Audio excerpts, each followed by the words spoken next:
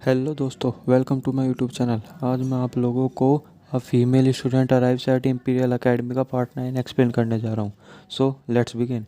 तो एपिसोड के स्टार्ट में हम लोग देखते हैं कि येन येन और येन हीशेंग दोनों ही सेंगची को ढूंढते हैं। उसके कमरे में जाते हैं तो वो वहाँ पे नहीं होती। तो वो सोचता है ये नेशन कि वो तो वहाँ से चली गई होगी क्योंकि उसे एक सर्वेंट का काम करना होगा। तो वो फिर ये बात यानसी को बताता है, जिस पे वो उसे चिढ़ाता भी है कि तुम्हारी स्टूडेंट तो इतनी भी काबिल नहीं है कि वो मेरा एक काम भी झेल सकती हो। जिस पे वो कहता है कि आप इतनी जल्दी खुश मत हो जाइए, मुझे सेंची पे पूरा यकीन है। और हम तभी दूसरी तरफ देखते हैं कि सेंची अपने घर में होती है और अपने फादर को ये सारी बात बताती है, लेकिन वो उन्हें ये नहीं बताती कि ये नहीं शेंग के यहाँ पे एक उसकी डिसिपल नहीं बल्कि उसकी सर्वेंट है। क्योंकि अगर उन्हें ये पता लग गया तो उसके फादर बहुत गुस्से में होंगे। और चूंकि ये निशन उसके फादर के भी फ्रेंड है तो वो उसके लिए कुछ अच्छा नहीं होगा। और वो अपने फादर को कहती है कि मैं अब उस माउंटेन पीक पे ही रहूँगी और वहाँ से कुंफू सीख कर ज़रूर वापस आऊँगी। जिस पे उसके फादर को उसकी बात पे यकीन नहीं होता, लेकिन उन्हें मन मन में पता होता है कि ज़रूर वहाँ पे झूठ बोल रही है। लेकिन वो फिर भी उसकी बात का मान रखते हैं और उसे कुछ नहीं कहते और उसे कहते हैं कि ठीक है। और वहाँ पे जॉ वैन यन भी आ जाता है, जिसे देख के सेंगची कहती है तुम यहाँ पे क्या कर रहे हो। जिस पे वो कहता है कि मुझे लगता है कि मैं तुम्हें आज के बाद यहाँ देख नहीं पाऊंगा क्योंकि तुम वहाँ पे माउंटेन पर जा रही हो, तो मैंने सोचा मैं खुद ही तुमसे मिल लूँ। जिस पे सेंगची के फादर भी उसे कहते हैं कि हाँ ये बिल्कुल ठीक कह रहा है। और वो उससे बात करने के लिए उसे ले जाने लगता है, लेकिन वो कहती है उसे कि नहीं, मुझे तुमसे भी कुछ बात नहीं करनी, मैं अभी बहुत बिजी हूँ। और उसे अपने फादर के पास छोड़ देती है, कहती है कि तुम मेरे फादर को कंपनी दो। और फिर वो वहाँ से चली जाती है और फिर वो लियन पियन के पास चली जाती है और उसे जाके कहती है कि जल्द से जल्द अपनी पैकिंग करो। जिस पे वो कहती है कि यंग मिस आप कहाँ पे जाने की तैयारी कर रही हो। तो वो कहती है कि हम वापस से लिंगवू माउंटेन जा रहे हैं। और वो उसे कहती है कि अब हम यहाँ से रात को निकलेंगे क्योंकि मैं अपने फादर को ये ऐसे सुबह जाते हुए उन्हें दुखी नहीं देखना चाहती। तो वो भी उसकी बात मान लेती है और हम देखते हैं कि रात में वो दोनों लियांगू माउंटेन के लिए निकल जाते हैं और वो वहाँ पे जा रहे होते हैं। जिसमें वहाँ पे लियन पैन बहुत ज़्यादा थक जाती है और कहती है कि यंग मिस, एक तो आपने रात को चलने का फैसला किया और मुझे रात को यहाँ पे चलने में बहुत दर्द हो रहा है और अब तो मुझे यहाँ पे डर भी लगने लगा है। जिस पे वो उसकी उस पर थोड़ी सी दया आ जाती है सेंगजी को। तो वो कहती है ठीक है यहाँ पे हम रुक जाते हैं। और जब वो वहाँ पे रुक के रेस्ट कर रहे होते हैं तभी वहाँ पे जॉब वैनियन आ जाता है और अपने सर्वेंट के साथ आता है और वो सेंगजी को कहता है कि मैं तुम्हें अपने साथ ऊपर लेकर चलूँगा। और वो उनको सामान उठा लेता है, लेकिन वो मना करती रहती है। तभी लियन पेन सेंगची को अकेले में ले जाती है और कहती है कि हमारे लिए अच्छा है कि अगर जॉब वैनियन वहाँ पे जाएगा तो हमारा सामान भी हमें इतना बोझ नहीं उठाना पड़ेगा। जिस पे सेंगची भी उसकी बात में हाँ कर ही देती है कि ठीक है चलो।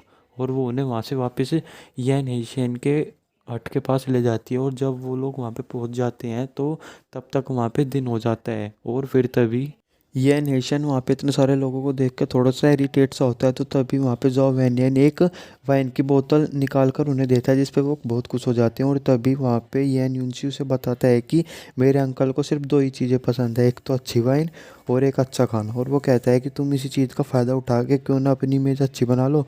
तो वो उसकी बात मान के खाना बनाने के लिए किचन में जाने लगती है। और फिर तभी उसके पीछे पीछे येन यूनजी और जॉब वैनियन पे चले जाते हैं, जिस पे उनसे कहती है तुम मेरे पीछे क्यों कर रहे हो। जिस पे येन यूनजी कहता है कि मैं तुम्हारे पीछे हूँ क्योंकि तुम किचन में अच्छी नहीं हो और तुम वहाँ पे कचरा कर दोगे हर जगह पे। और जॉब वैनियन उसे अपने साथ खींच के किचन के अंदर ले जाता है। और जिसे देख के येन यूनजी को ये बर्दाश्त नहीं होता और वो बाहर खड़ा रहता है और देखता है कि वो दोनों तो आपस में वहाँ खड़े होकर अच्छी तरीके से मुँह के मुस्कुरा के बात कर रहे होते हैं, जिसमें वो जल भुन जा।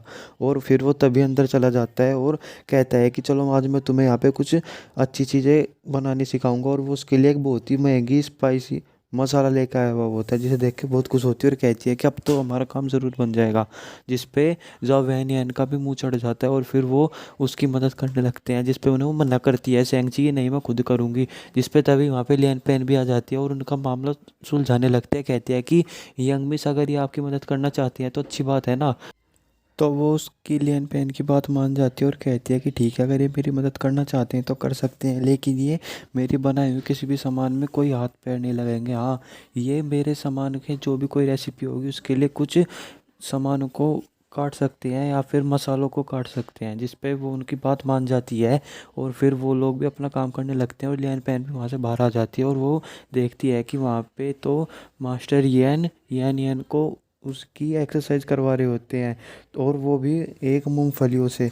तो वो तो तभी लेन पेन को भी कहते हैं कि चलो अब तुम इसे एक्सरसाइज करवाओ। तो वो उसे एक मूंगफली देते हैं और उसे फेंकने के लिए कहते हैं, जिससे ये एनियन आसानी से पकड़ लेता है। जिस पे तो फिर तभी वहाँ पे ये एनियन अपने मास्टर के पास जाता है और उनके कंधे दबाने लगता है, जो कि पहले ये शी का सर्वेंट दबा रहा होता है। तो अब उनसे पूछते हैं कि मास्टर, आप तो बहुत शांति प्रिय इंसान है और आप नहीं चाहते यहाँ पे कोई भी हो, लेकिन आपने ज़ोव एनियन को अपने यहाँ पे क्यों रोक लिया? जिस पे वो कहता है कि तुमने कभी क्रिकेट फाइट देखी है? और फिर तभी हम दूसरी तरफ देखते हैं कि वहाँ पे जावेनियन और यान यूनशी का दोनों का बहुत बहुत तगड़ा कंपटीशन हो रहा होता है उन दोनों का। और वो सब्जी वहाँ पे बहुत अपने अपने स्टाइल में काट रहे होते हैं, जिसकी वजह से वो वहाँ पे सारी सब्जियों का कबाड़ा कर देते हैं, वो उन्हें बेफालतू वेस्ट कर देते हैं। जिस पे सैंग जी बहुत ज़्यादा गुस्से में आ जाती है देख के, और वो बहुत ज़ोर से लियन पेन का नाम चिल्लाती है। तो वो वहाँ पे आती है और कहती है कि इन दोनों को यहाँ से ले जाओ, जिस पे वो उन्हें वहाँ से लेके चली जाती है लियन पेन। और फिर सेंगसी वहाँ पे खुद खाना बनाने लगती है और फिर तभी रात हो जाती है और सब लोग सेंगसी का खाना खाने लगते हैं। और वो फिर अंकल से पूछती है कि आपको मेरा खाना कैसा लगा? जिस पे वो कहते हैं तो बहुत ज़्यादा टेस्टी है। और इससे ये सेंगसी भी बहुत खुश होती है। और तभी वहाँ पे यान ह्यूनशेन उसे कहते हैं कि ठीक है, अब मैं तुम्हें अपना डिसिप्लिन एक्सेप्ट करता हूँ, जिस पे वो बहुत खुश होती है। और फिर तभी हम अगले दिन देखते हैं कि यह निशैन सेंगची को ट्रेनिंग के लिए बाहर ले जाता है और वो उसकी ट्रेनिंग कर रहा होता है, जिस पे सेंगची उसके सारे मूव ध्यान से देख रही होती है, लेकिन उसे समझ में नहीं आती। और तभी वहाँ से यह नून भी जाता है, तो वो उससे थोड़ी हेल्प मांगती है, तो वो उसकी मदद करने लगता है, जो कि वो दोनों बहुत ज़्यादा क्लोज होते हैं। और फिर जो वैनियन ये सब देख लेता है, तो वो सेंगची को अपने पास बुलाता है एक बात करने के लिए। और फिर वो उसे एक केव के पास लेके चला जाता है और वहाँ पे वो उस केव में बताता है, उसे अपनी सारी बात बताता है कि किस तरीके से सिर्फ तुम ही थी जो सिर्फ मेरे साथ उस वक्त खड़ी रहती थी, जहाँ पे सब लोगों ने मुझे परेशान किया और सब मुझे पुअर आदमी समझा करते थे।